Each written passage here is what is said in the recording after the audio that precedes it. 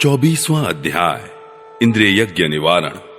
श्री सुखदेव जी कहते हैं, परीक्षित, भगवान श्री कृष्ण बलराम जी के साथ वृंदावन में रहकर अनेकों प्रकार की लीलाएं कर रहे थे। उन्होंने एक दिन देखा कि वहां के सब गोप इंद्र यज्ञ करने की तैयारी कर रहे हैं। भगवान श्री कृष्ण सबके अंतर्यामी और सर्वज्ञ हैं। उनसे कोई बात छिपी नहीं थी, वे सब जानते थे। फिर भी विनयावनत होकर उन्होंने नंद बाबा आदि बड़े बूढ़े गोपों से पूछा, पिताजी, आप लोगों के सामने यह कौन सा बड़ा भारी काम, कौन सा उत्सव आ पहुंचा है? इसका फल क्या है?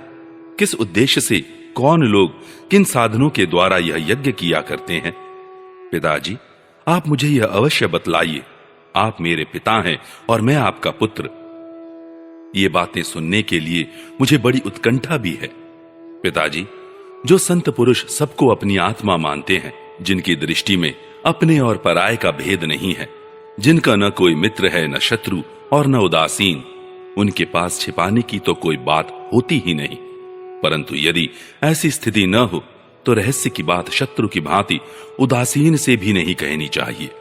मित्र तो अपने समान ही कहा गया है, इसलिए उससे कोई बात छिपाई नहीं जाती।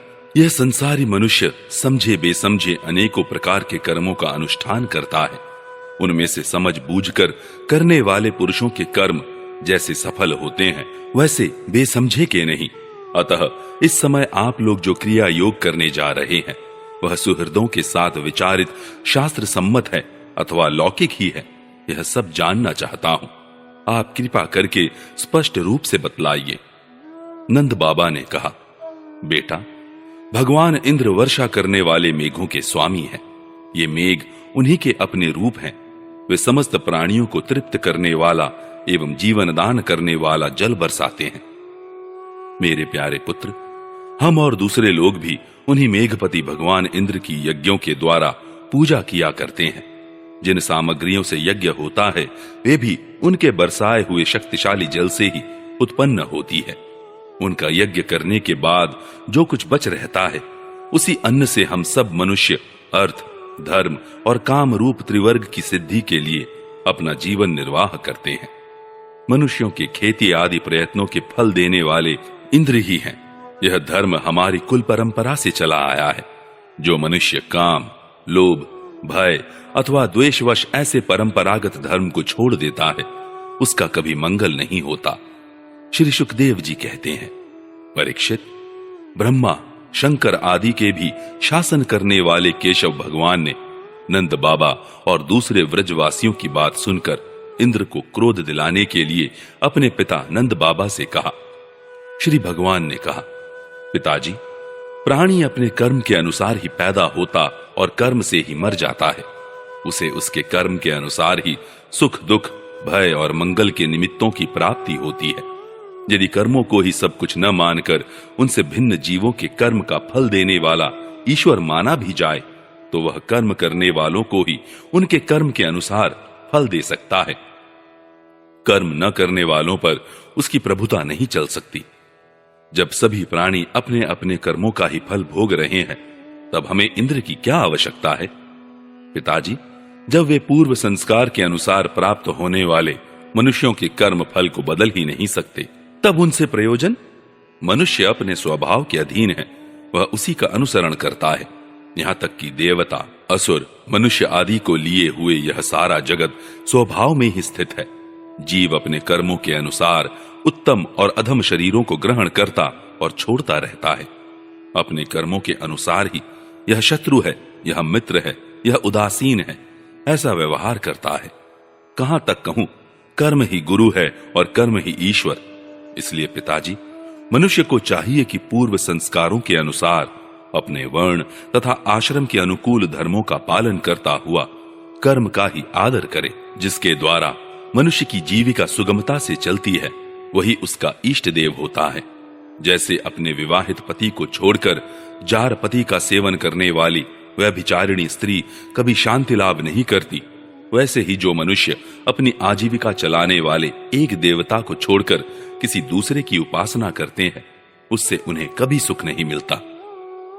ब्राह्मण वेदों के अध्ययन अध्यापन से, क्षत्रिय पृथ्वी पालन से, वैश्य वार्तावृत्ति से और शूद्र ब्राह्मण क्षत्रिय और वैश्यों की सेवा से अपनी जीविका का निर्वाह करे।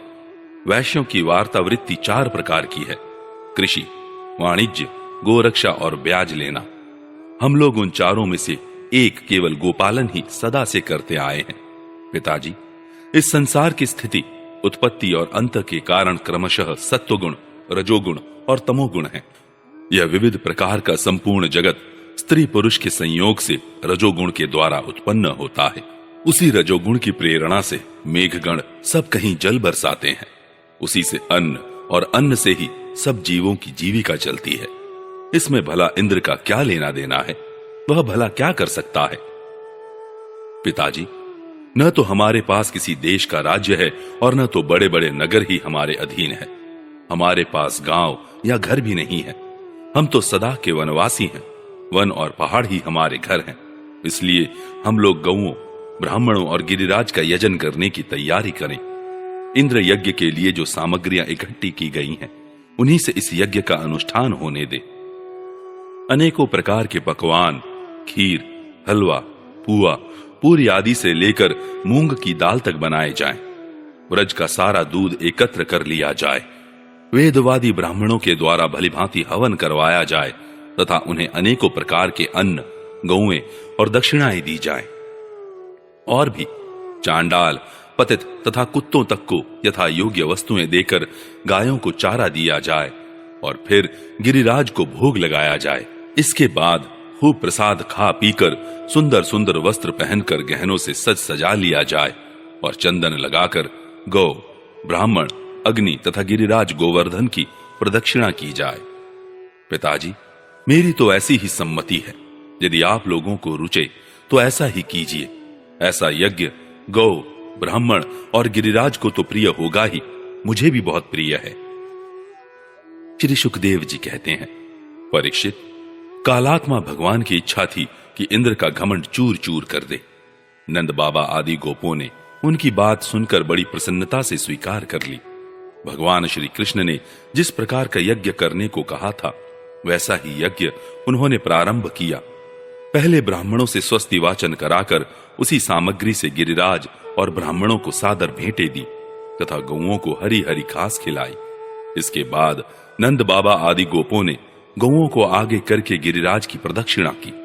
ब्राह्मणों का आशीर्वाद प्राप्त करके वे और गोपियां भलीभांति श्रृंगार करके और बैलों से जुदी गाड़ियों पर सवार होकर भगवान श्री कृष्ण की लीलाओं का गान करती हुई गिरिराज की परिक्रमा करने लगी। भगवान श्री कृष्ण गोपों को विश्वास दिलाने के लिए गिरिराज के ऊपर एक दूसरा विशाल शरीर धारण करके प्रकट हो गए तथा मैं गिरिराज हूं, इस प्रकार कहते हुए सारी सामग्री आरोगने लगे। भगवान श्री कृष्ण ने अपने उस स्वरूप को दूसरे व्रजवासियों के साथ स्वयं भी प्रणाम किया और कहने लगे, देखो कैसा आश्चर्य है। गिरिराज ने साक्षात प्रकट होकर हम पर कृपा की है। ये चाहे जैसा रूप धारण कर सकते हैं। जो वनवासी जीव इनका निरादर करते हैं, उन्हें ये नष्ट कर डालते हैं। आओ, अपना और गौओं का कल्याण करने के लिए इन गिरिराज को हम नमस्कार करें। इस प्रकार भगवान श्री कृष्ण की प्रेरणा से नंद बाबा आदि बड़े बूढ़े गोपों ने गिरिराज, गौ और ब्राह्मणों का विधि पूर्वक पूजन किया तथा फिर श्री कृष्ण के साथ सब व्रज में लौट आए।